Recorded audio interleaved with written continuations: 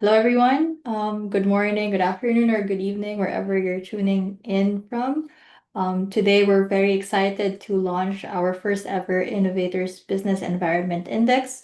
So, before we begin, I'll just give a very brief introduction about today's agenda. First, we will be hearing about the introduction about the report and also some key results from our CEO, Ellie David Roca.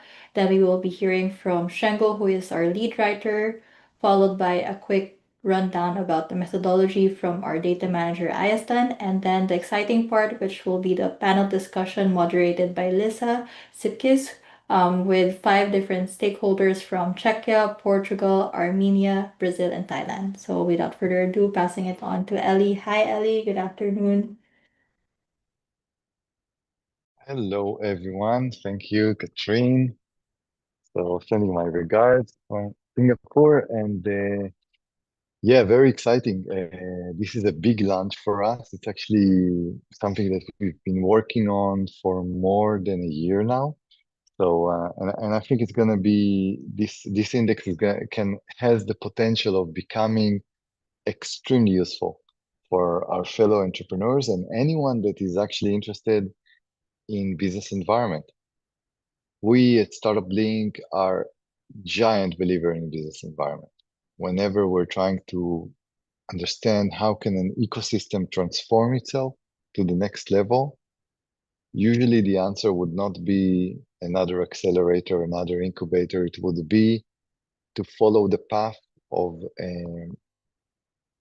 countries like Singapore, for example, and simply make their country the best place to do business. And if this is happening, startup ecosystems are growing. And that's something that we've really noticed. And so our prescription is always if you can change your business environment, please do. And if not, at least promote your ecosystem. But this is the thing that we like the most. And considering that this is our favorite treatment, it made a lot of sense to build an index that checks the business environment of countries. And when your business environment is great, your startup ecosystem in a few years is also going to be great. And we've seen this across the board. So that's basically why we're so fascinated with the topic. Uh, I honestly would have used this index while I'm doing decisions about, and I've done decisions in StartupBlink also about where are the places, where do we want to be.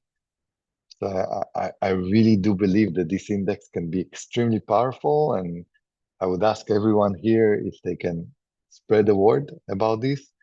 It would be greatly beneficial to the entrepreneurs and the startups in your network. Because what we've basically created is the index that tells you where is the best place to do business. And we think there is a giant lack currently in the world of that. So considering that we haven't really found something that does what we do, we said we have to build it. So that's a little bit the story behind it. And yeah, I know Shigul is gonna share the report with us and the structure, and Einstein is gonna talk a little bit about the methodology. I would just quickly have a look at the results. The results are pretty interesting in terms of that. So I'll just say that generally, if I have to take a few things in terms of the results, and this is how the structure of the report is, Shigul is going to go over it, I'll just say a few things. First of all, United States, the best startup ecosystem, but also the best business environment in the world. And this is the double effect of having an amazing ecosystem and also having the best policies and the best place to do business. Such a gift. And this is why me personally, I'm very optimistic about the United States. Singapore, the place where I am now. If someone wants to know how to build a business environment, this is the place to go to. Not a lot of resources, not a lot of uh, uh, money, especially when it started. What they've built here is just amazing, and the gap from the United States is actually very small. Look, it's 100 for United States, 99.145. Aston will tell us a little bit about the total score. And other than that, not a lot of surprises. I will say that if I have to mention a few surprises, it would be Switzerland. on fourth. I don't think people understand enough how good the business environment is in Switzerland. Two Gulf countries, United Arab Emirates and Saudi Arabia in the top 10. Interesting.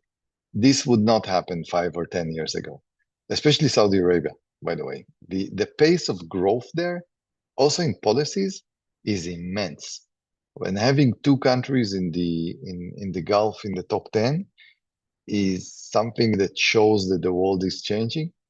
I think it makes sense to speak about it.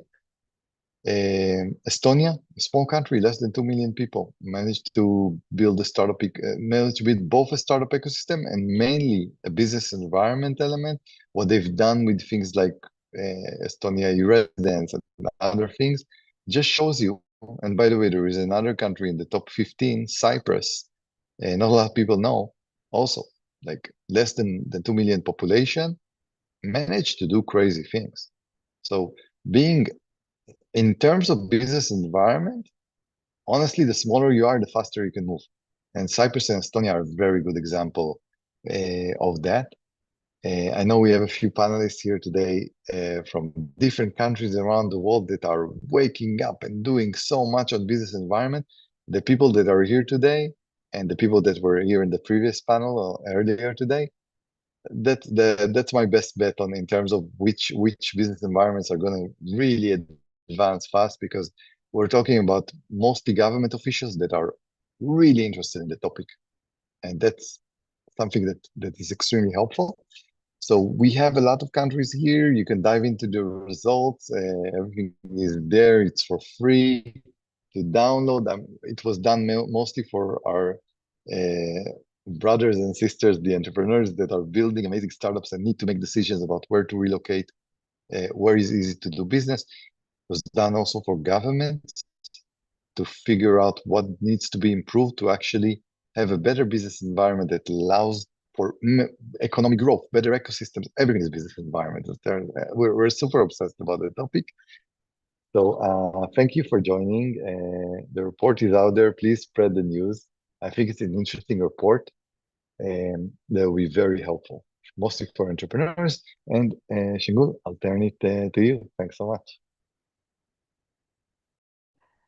Thank you, Ellie, and hello, everyone. So I'll quickly share my screen and show you different sections of the report and how you can navigate them.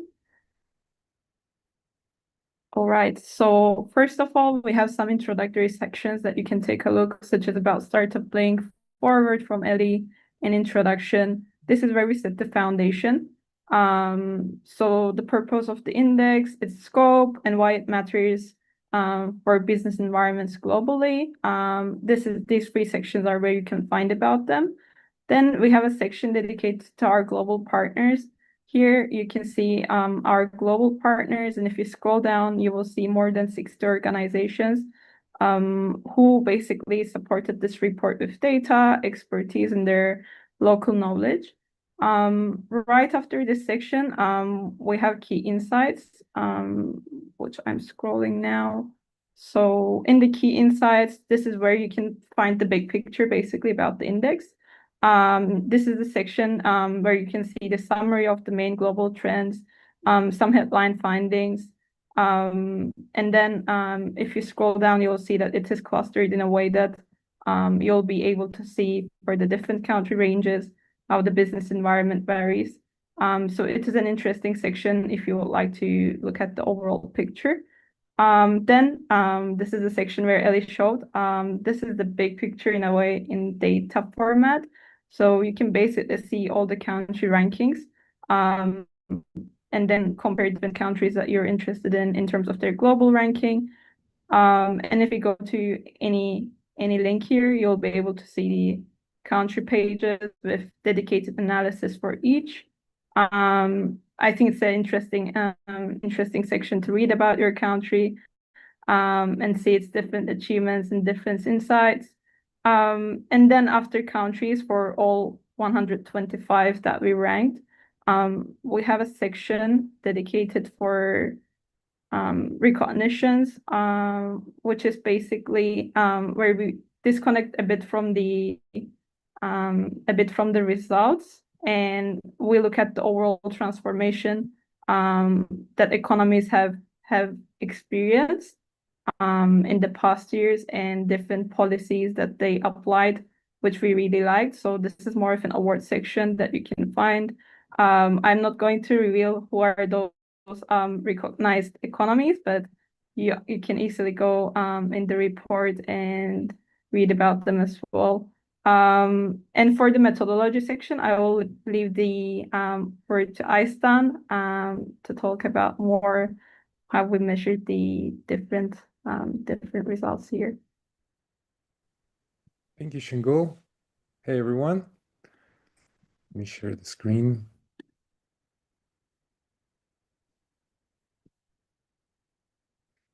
Okay. So for the methodology, I'll start with our core idea. It started with one simple question, which is, if I start a company here today, how easy it is and how much friction will I face? So we have few guiding principles. First is the founder experience, which we are really focused on measurable conditions that directly affect the ability to start, operate, and scale ventures. Objectivity, reliance solely on measurable and verifiable data sets. Another one is comparability, which is consistent scoring logic applied across all countries. Transparency, a clear documentation of data sources and methodological updates. And continuity, a stable structure that enables multi-year policy analysis. Over here, we can see that the index is organized around 3 pillars. First one is the ease of operating business.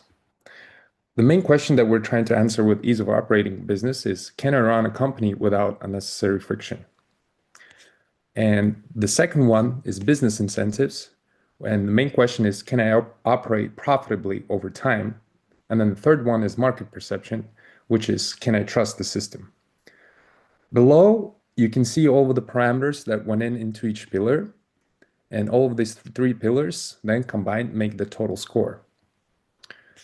I don't want to go into details of every parameter, which you can read yourself afterwards. But I want to show you this specific matrix that shows you which parameters fall under what category.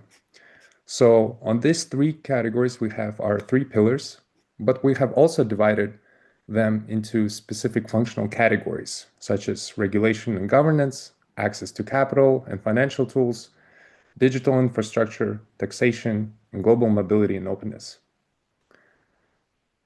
For the scoring, how it works. So all of the indicators are normalized to a 0 to 100 scale. Higher scores indicate lower friction, and country and size or wealth does not guarantee a high score. That's also about our data sources. We mainly used StartupBlink internal research and also trusted international data sources such as IMF, World Bank, and UN. And then the final takeaway from the methodological section is that IBEI shows where innovation is easiest to build, not where it has already succeeded. That's it from my methodological question, and I will end here and give it to Katrine. Thank you so much, Ayastan. So yes, everyone, the link is on our chat. If you would like to explore our report more, please look at the link and also feel free to share it. Thank you, Ayastan, Shango, and Ellie for sharing more about the report. So now we will jump into the next section of our launch event, which is our panel discussions. I would like to introduce my colleague Lisa Zitkis, who will be moderating this panel discussion. Hi, Lisa. Good afternoon. Hello. Hi, everybody. Hi, Katrine. Thank you. Well, I'd like to welcome everybody to this panel. We are going to be discussing the topic of what makes a business environment innovation friendly.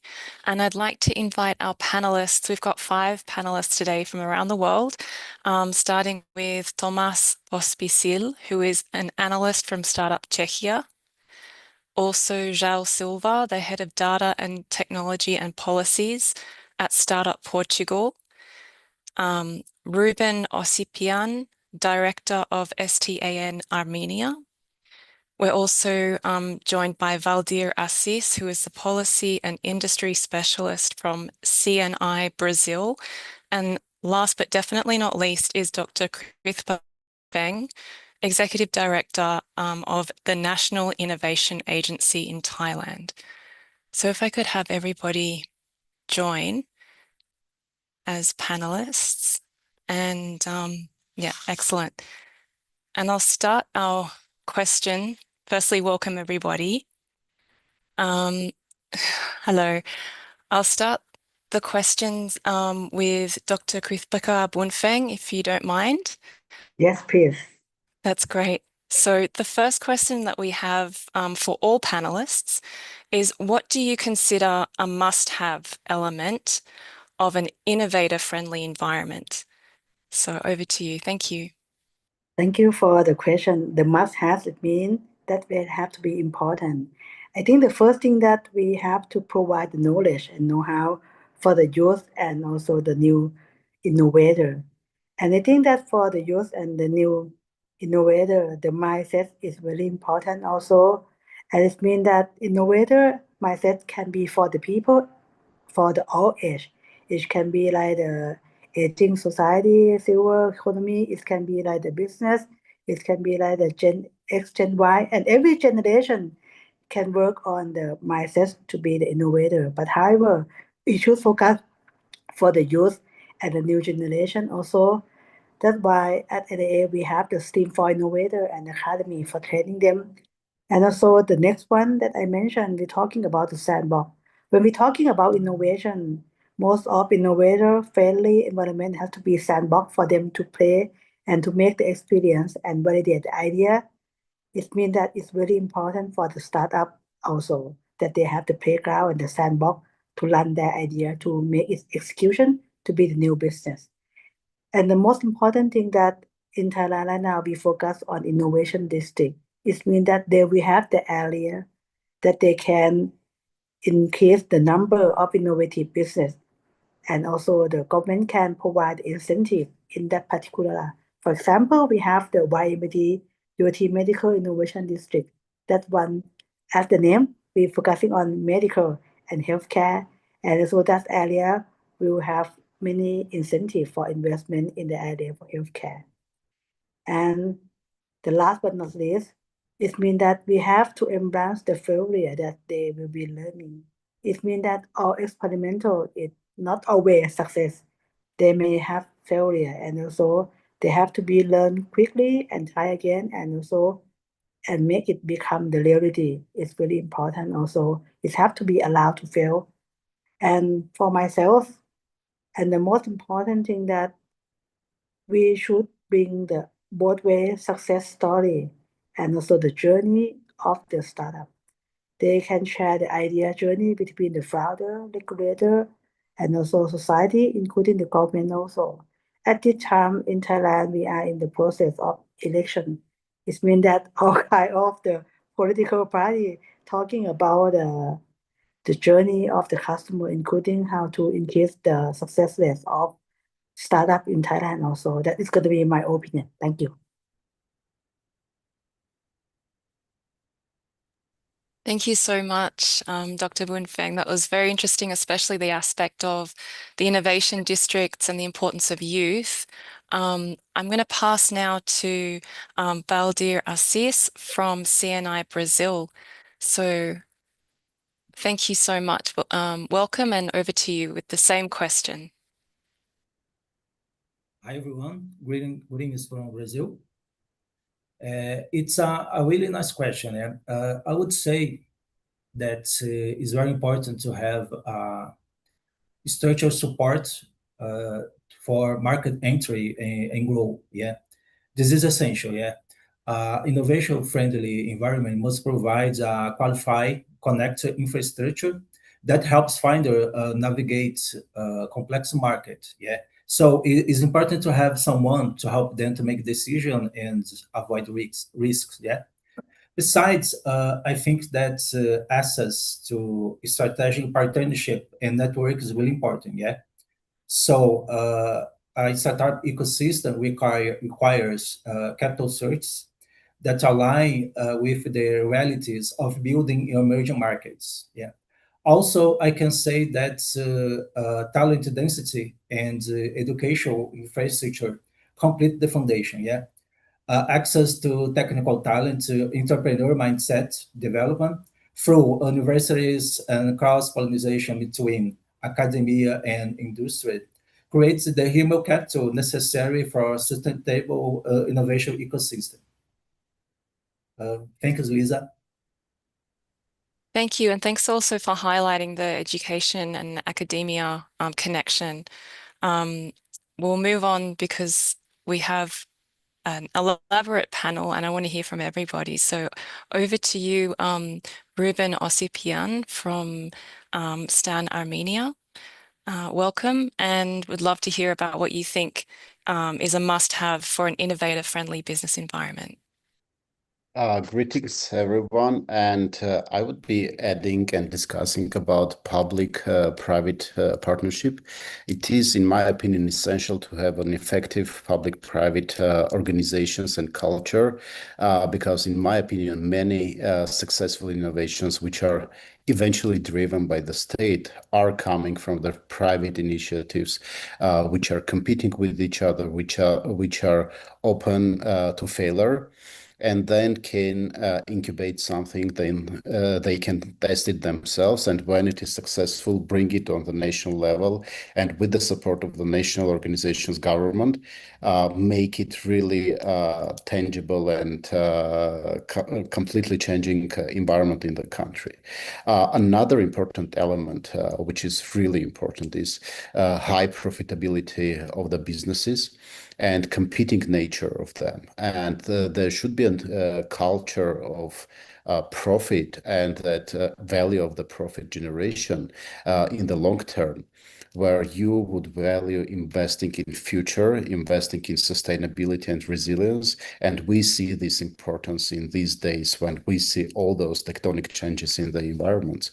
Finally, I think that it is very important to speak also about the culture of having no fear of failure. And especially when we build these innovative ecosystems in the countries, and a lot of things are done on the public, on the governmental level, it is very important to have that principle embedded in those initiatives to make sure that the public funding, the government funding, assumes the level of failure, and failure is learning. And from that, we are going again to the education, academia, and talent nurturing, which are human capital is important element of that. Another part of the capital is the network capital. Apart from the financial and human capital, this network capital element is essential because it gives us access to the right people, to the knowledge, to the ideas. And without this network capacity, it is very difficult to connect the innovation in our countries with the global economy. So I would stop there, and I think that these elements are critical in boosting innovation ecosystems on the national level. Thank you so much, Ruben. I'm going to pass now to João Silva from Startup Portugal for your perspective in Portugal. Thank you, Ruben.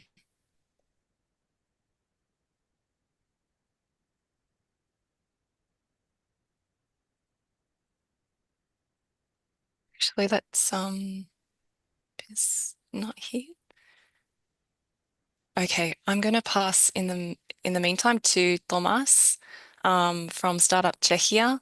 Welcome, Tomas. Thank you for joining us, and your perspective on what the must-have element in an innovator-friendly environment would be from Czechia. Thank you. Yeah, sure. So hi, everyone, and thanks to StartupBlink for having me today. Okay, so let's dive into the question. So for me, the must-have is basically low friction and predictability, because in my opinion, founders can handle risks in technology and markets, but where they struggle is, or with what is the uncertainty created by slow, unclear, or inconsistent rules. So an innovation-friendly environment, in my perspective, has, for example, three practical features. The first one is fast and predictable administration. This means clear rules, short timelines, and yes or no mindset rather than endless back and forth. The second feature is talent mobility. It must be easy to hire, including internationally, and to collaborate with flexibly without legal gray zones. And last but not least, the third feature is a path to customers, especially to early customers. If the public sector can run pilots and buy innovation responsibly, it creates real demand and credibility. So my simple definition is predictable rules, fast processes, and real access to talent and customers. That what turns a good idea into a scalable company. Brilliant. Thank you so much, Thomas. I like the concept of predictability. That's for sure. Um, we're joined now by Zhao, so I'll invite you to answer the same question, Zhao, about the must-have element for an innovative, friendly environment. Thank you. Hi, Lisa. Hi, everyone. Thank you for inviting us to be here. Well, in Portugal, Startup Portugal that I represent has been fostering a strong sense of community between founders, investors, stakeholders, incubators, and all the rest of curiosities on the ecosystem. I think this would be the most important thing to have an innovation-friendly environment. The thing we've seen is that we prepared one thing that we call the one-stop shop, where founders, investors can receive ongoing support to know how and who can or who they need to connect with within the ecosystem to support their innovation when they are trying to, well, everyone knows that a startup is having always a lot of problems to solve. So if we have something that can connect them to the problem solvers of that specific one, I think the data proves it that we have been working very well in that area. With that, we organize every month community hangouts that is now nationwide. So we have 2 main hubs in the biggest cities of Portugal, and we connect them. Actually, they happen at the same time, and we connect the 2 crowds on that areas. And then we keep going with initiatives supporting the visibility and networking of startups and investors, mostly with a conference that we call the SIM conference, the Startups and Investors Matching. And we are lucky to have one of the biggest conferences in Europe, the Web Summit, since it's happening in Lisbon every November. We connect them and create a mission to the Web Summit.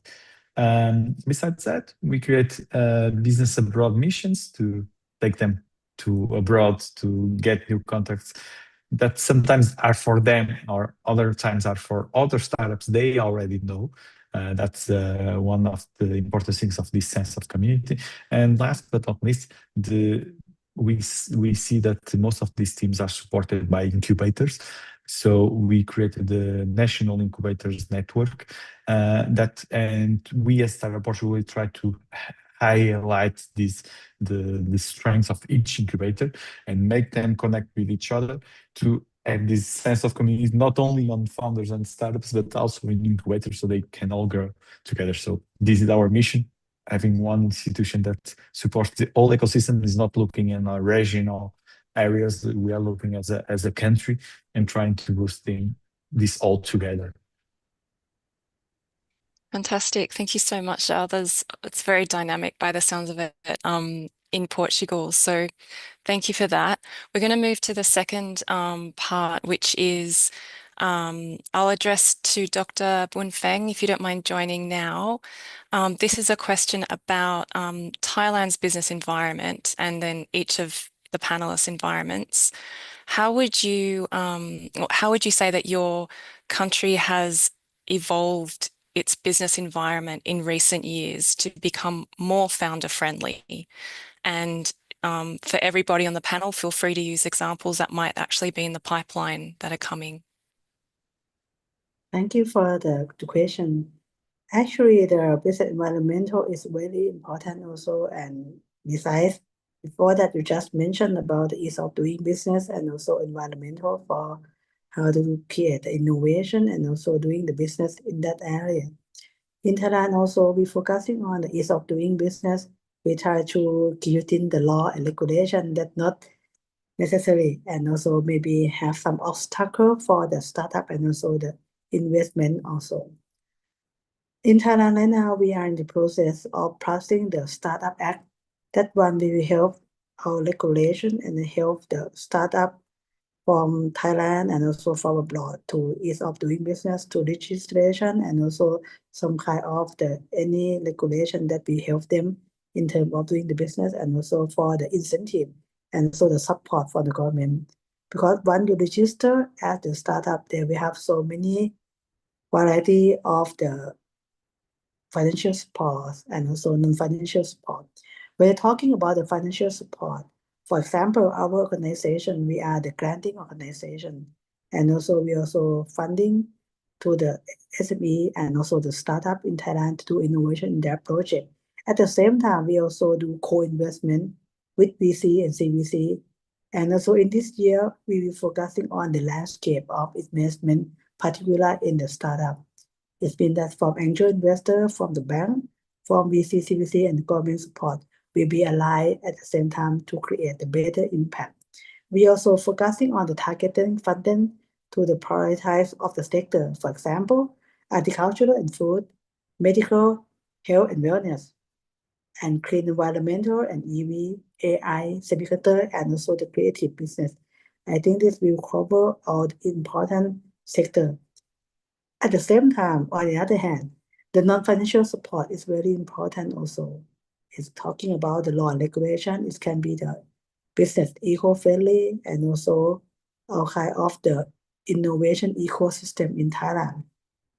Ecosystem, and also we can connect the link between startup with the VC, CVC, the corporation, the company, and also international, including university. We're talking about the startup in two areas. The one will be a startup to use deep tech startup.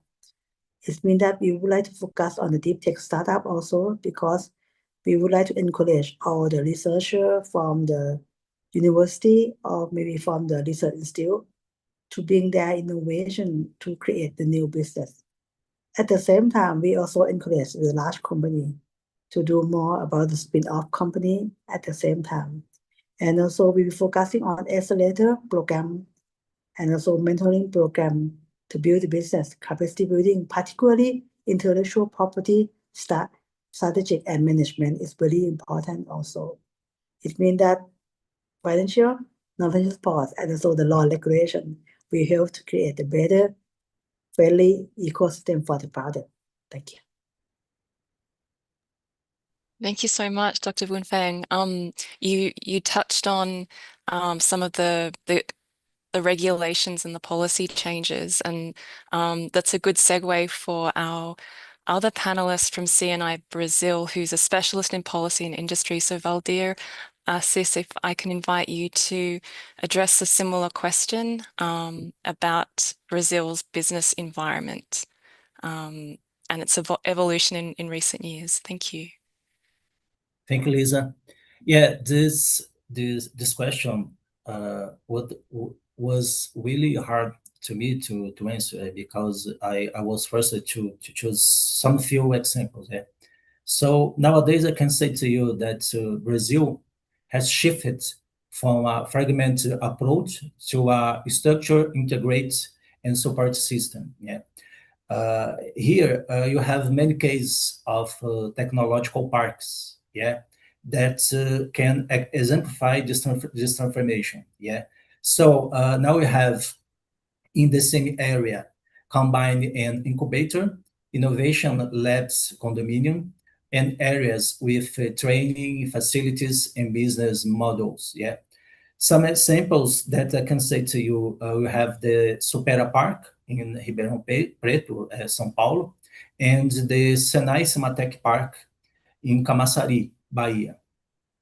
Also, I can say to you that the country is leveraging emerging economic opportunity. Yeah, the bioeconomy and climate tech sector are receiving structural government and private sector support. Yeah, I can say to you that the Brazil Restoration and Bioeconomy Finance Coalition targets $10 billion in mobilized capital, represents systematic commitment to nature-based and solution and regenerative business model.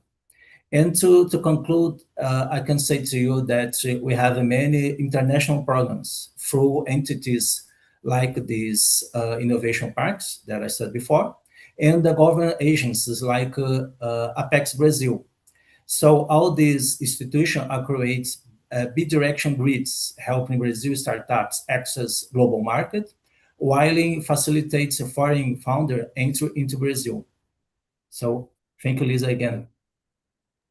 Thank you so much, Valdir's insight about the many activities in Brazil and initiatives.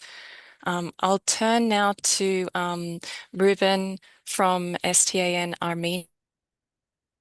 Provide us some insights on Armenia's business evolution, business Thank you. environment. Thanks. Thank you, Lisa.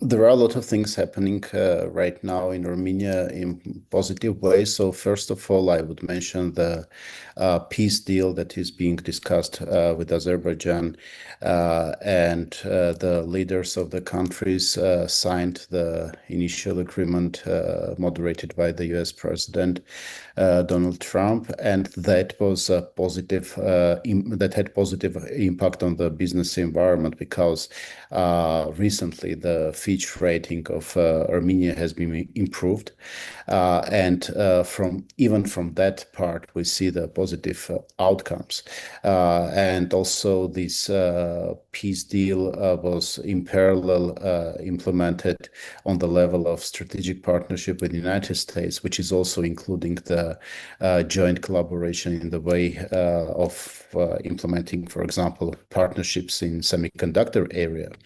And in terms of semiconductor design and companies operating there, Armenia had a lot of companies working in that domain, like Synopsys, like Siemens, like many others, and they have been here for many years, and there is a talent and expertise working there. And now when it is taken on that level of partnership between the countries, that can create much more opportunities for positioning ourselves as a regional hub for doing innovation in semiconductor area. And this is not the only area. We also saw a large initiative in AI, and it was also partnership between private and public sectors and government. And this startup Firebird AI announced a $500 million deal to build an AI factory, which is going to address the needs for AI capacities on the regional level. And that was also approved by the US government to export NVIDIA chips to Armenia and set up the facilities here. And that also provided a very big impact, because educational institutions like universities from Scandinavia, they are looking at these developments, and they're also exploring how they can replicate or partner with these entities here. On another part, I would like to emphasize the importance of what Ellie said in the beginning of the conversation, that small countries can do the development improvements easier. And this is exactly the case for Armenia, because, as I said, the existence of the effective public-private partnerships is critical and essential. And we saw that in the example of Armenia, where we were able to communicate with the government and see, for example, safe regulations adopted in the local regulations, so that now investors can easier do contracts with the safe logic as it is adopted by the YC and well known by the investors globally. So these are important things. Another very important part is the relations with diaspora. Armenia has a huge diaspora out of the country, and thanks to the connection between us. Since we are a small nation, it is easy for us to reach out to the decision makers. And I always do that joke that, for example, if someone needs to collaborate with Kim Kardashian, it would be very easy for us to reach out to her because our nation is small. We can reach out to her. I'm 100% confident in that. So this smallness is becoming a competitive advantage for this kind of environments. And in terms of the ecosystem development, government was doing investments in setting up incubation and acceleration programs. Plug and Play is now operating in Armenia, and this is a huge support to the ecosystem development. We have very developed angel and VC ecosystem. We have 3 angel networks, including Stan, Bana Angels, and Taika. We have 5 active VCs in Armenia, and currently this is the situation. There is no difficulties in accessing to finance for the strong startups. And even more, the government is also contributing grants for the idea stage startups to be ready for investments from the angels and later stage investors. So summing up, all of these changes on the regional level are sensitive, and we sense them, we feel them on the business level. And also we see a lot of profits generated by large companies like banks, insurance companies, and we also see that, for example, pension funds are starting investing in VCs, and banks are investing in VCs, and they're becoming LPs.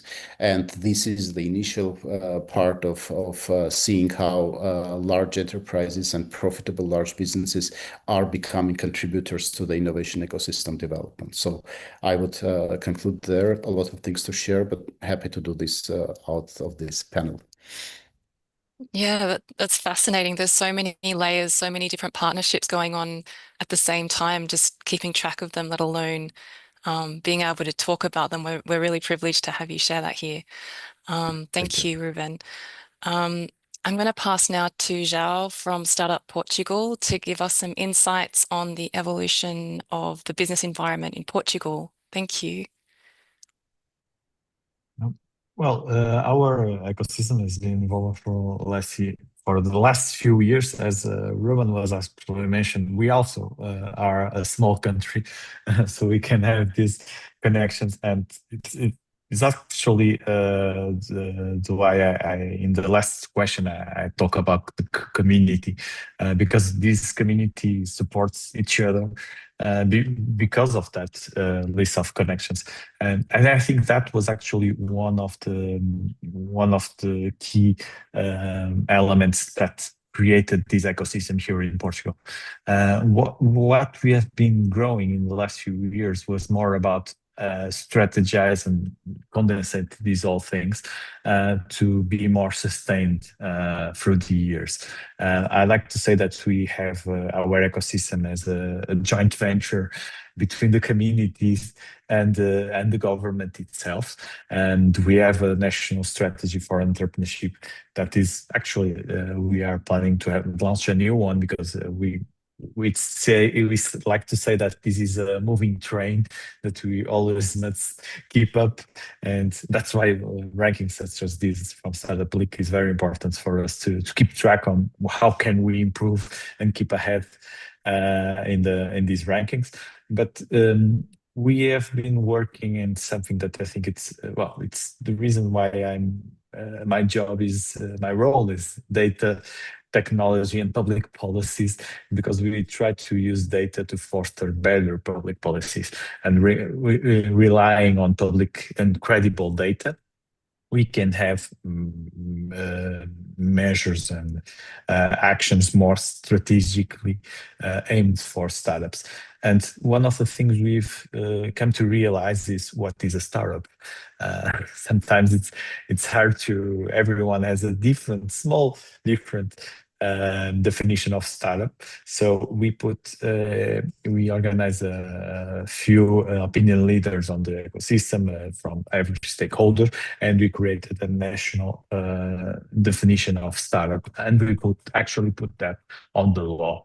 And there is a law in Portugal that states what is a startup on the eyes of the law. We understand that this well, can be a bit constrained because there will always be inliers and outliers that are not startups or are startups and are out of the definition. But it's important. Why? Because now we have a framework to say, okay, we are doing a fiscal benefit specifically for this type of companies. We are giving them run out some years for them to bet on their idea, and we're not putting a lot of fiscal needs or a lot of fiscal obligations on the beginning of that years.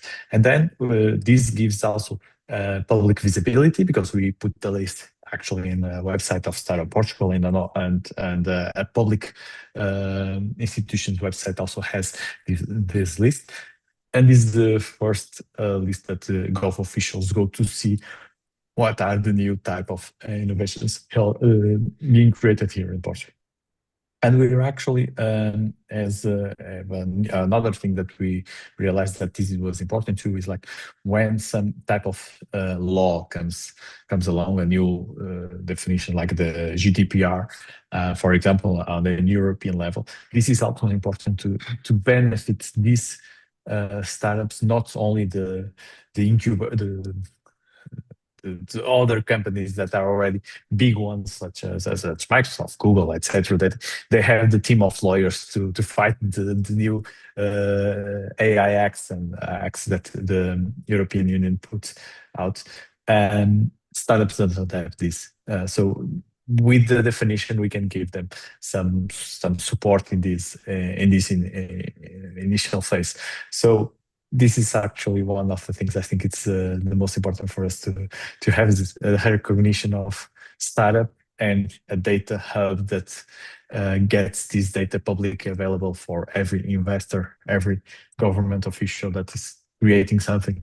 And even for us to have these discussions in these rankings and all in the European or global level of public policies. Yeah, thank you, Ja. I think there's a lot to be said about creating some clarity about what an actual thing is so that it's very clear for the companies themselves and the founders themselves in that business environment. I'm going to pass now to Thomas from Startup Czechia to get the read on the business environment and its evolution there in Czechia, in a very beautiful country. Yeah, right. Thank you. So from my point of view, Czechia is moving in the right direction, but it's a toolkit modernization story rather than one single reform. First of all, what I mean by this is there is a growing recognition that startups needs a different policy lens than traditional SMEs. You can see that in more structured dialogue between governments, between government and the ecosystem, including our work as the Czech Startup Association with ministries and the government analytical unit or the office of the government. Second, we have started fixing specific bottlenecks. A good example is the amended ESOP framework, which is an important step in making employee incentives more usable.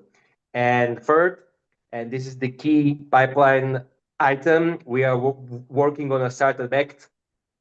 The intention is not to create privileges for everyone or for, by this I mean all of the companies or SMEs, but to reduce friction where the system is simply not designed for high growth companies, right?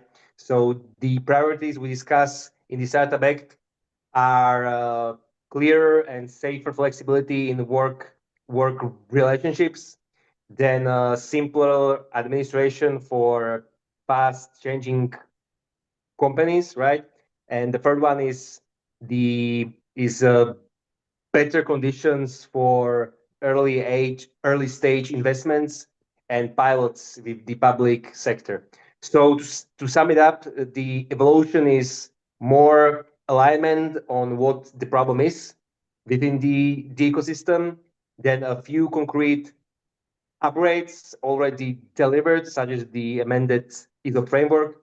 And the last one, is the broader packaging preparation, and by this I mean the Startup Act. So that's from me. Thank you, Thomas. I will stay with you for this last question that we have for everybody, if that's okay. Yeah. The final question that we have for each of our panelists is, if you could highlight up to 3 reasons why founders should choose your country today. So what would those reasons be for Czechia in this instance, Thomas? Thanks. Right. So if I had to choose 3 reasons, I would pick talent, location, and ecosystem density. So the first one, talent. Czechia has a strong pipeline of technical people and a tradition in engineering and applied science. Czechs also love to craft something all the time and work on their side projects. That matters when you are for building product teams, especially in software, industrial tech, and deep tech adjacent areas. The second one, location and market access. When you are in Czechia, you are in the middle of Europe with EU single market access, good connectivity, and the ability to operate across borders quickly, which is essential for scaling. And the third one is our strong hubs, especially in Prague and Brno, with growing capital and support infrastructure.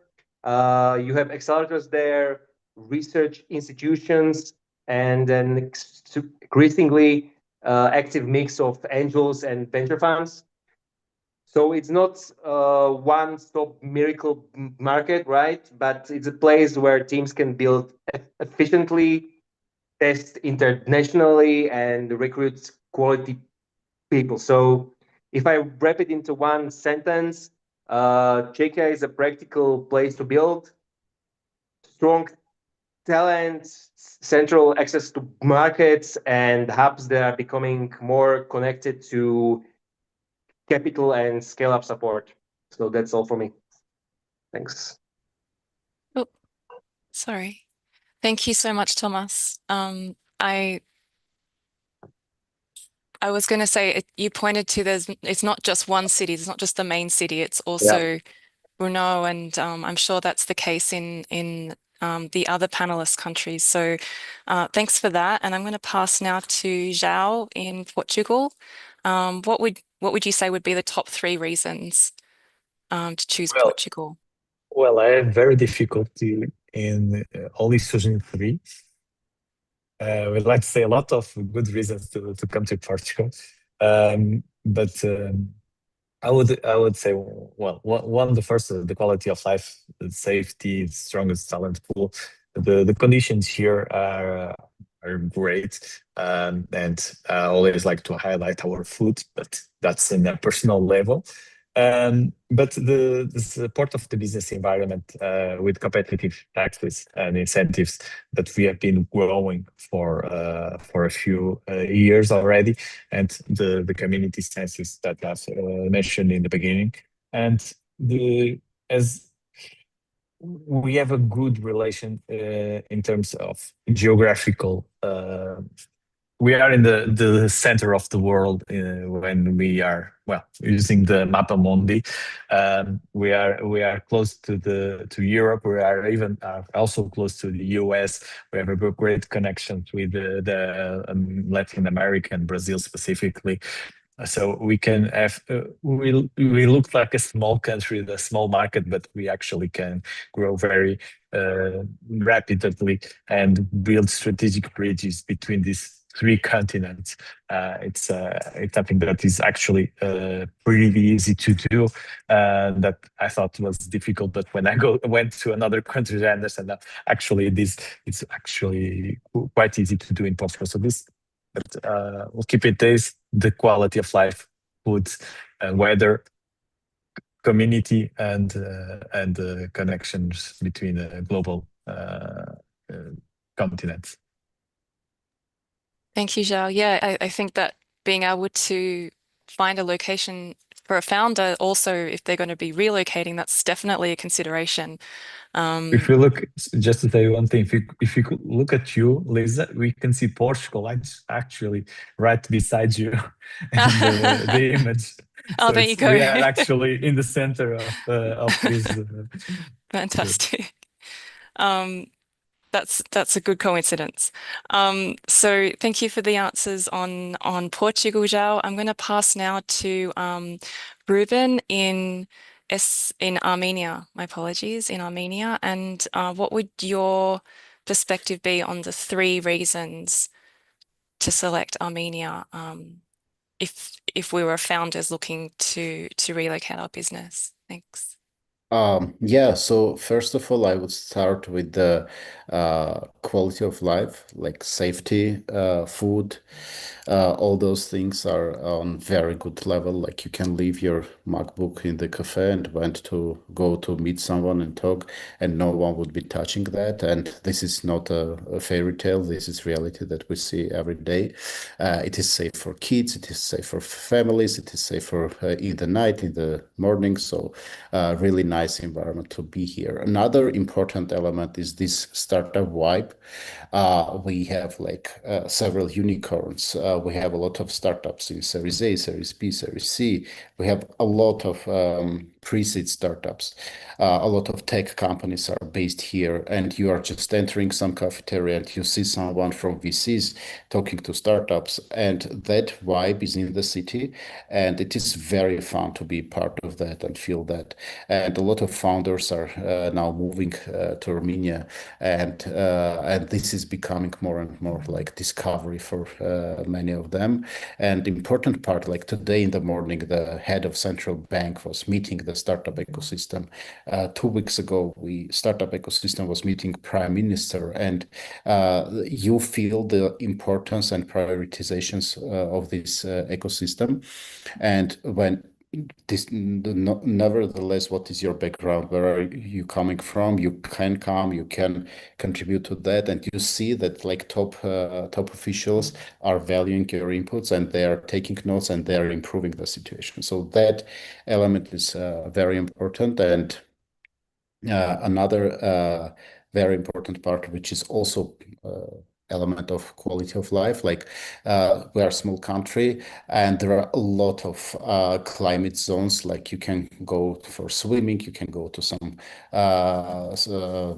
wooden places, you can go for medieval monasteries, you can go to other places, and it is very close to the capital of Yerevan, and you can be in the very midst of the tech ecosystem, and then drive for half an hour, 1 hour, and appear in a lone place to meditate, think about yourself, get your peace of mind, and then get back and continue supercharging your business with your energy. Yeah, and these are 3 elements. And some bonus from me is that transportation is getting improved, and we are now connected to more than 30 capitals with direct flights, and the accessibility is improving.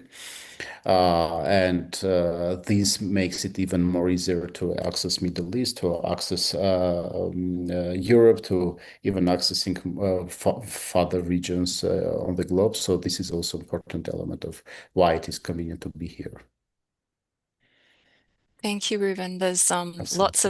lots of layers from connectivity to being contemplative. If you're a founder looking to move to Armenia, there's a lot going on and a lot evolving, I guess, as we're speaking. Thank you. Move to, yep, sorry. I'm going to now move to Valdir in Brazil.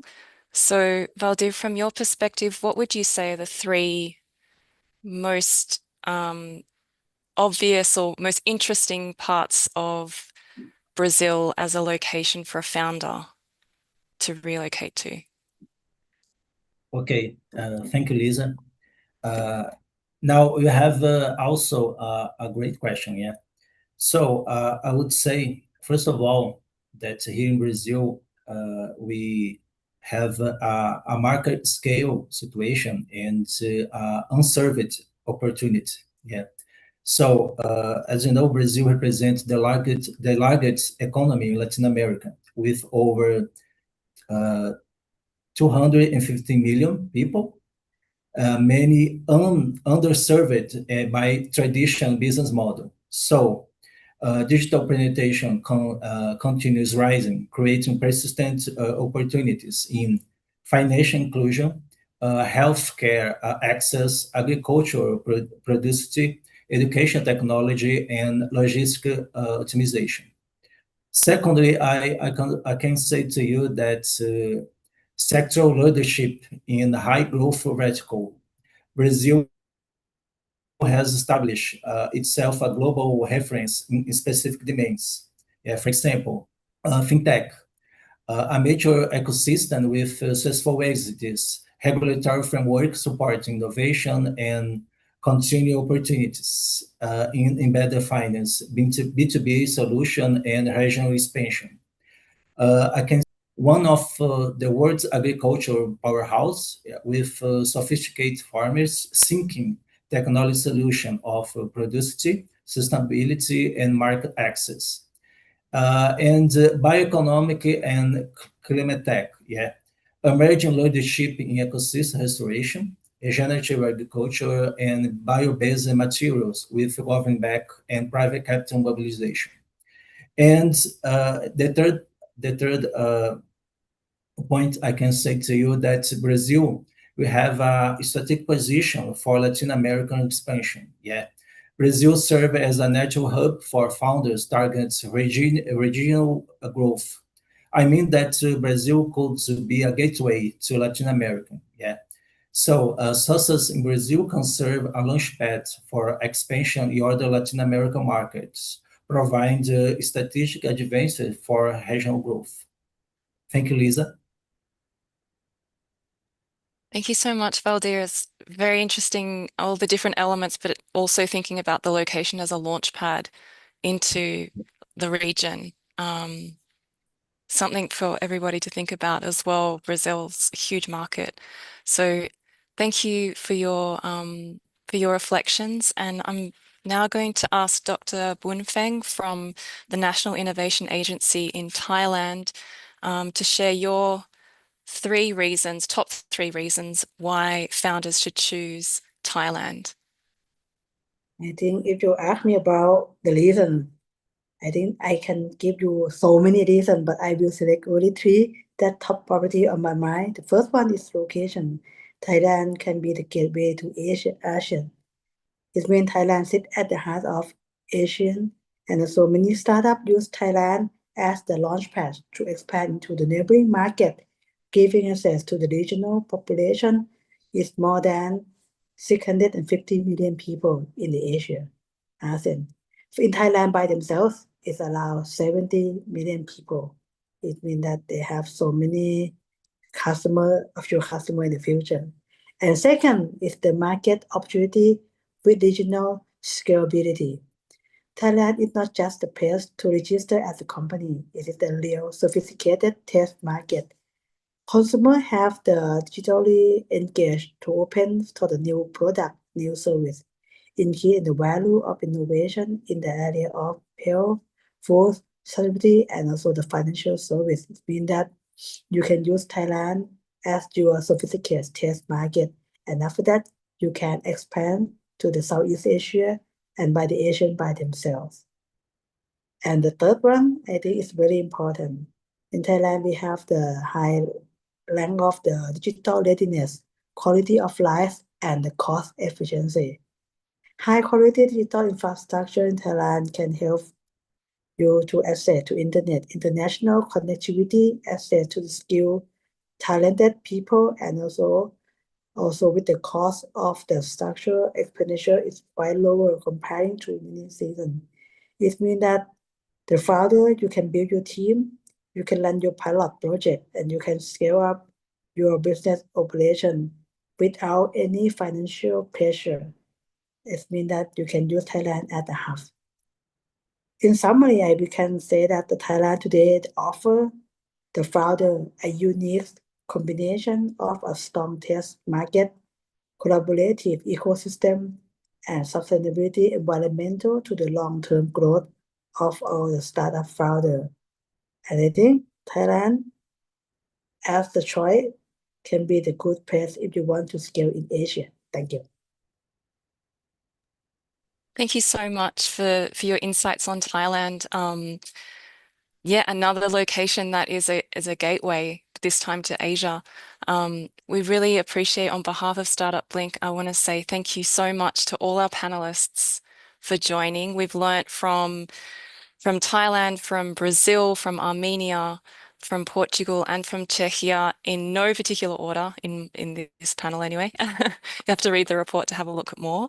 But we've learnt more about the talent, the regulations, the quality of life, government policies, even just the geographical location and how strategic that can be for founders. So thank you so much to our panelists for sharing about your business environments, and we're looking forward to learning more as we go along. So read more about it in our report, and I'll pass over now to my colleague, to Katrin, and thanks again to our panelists.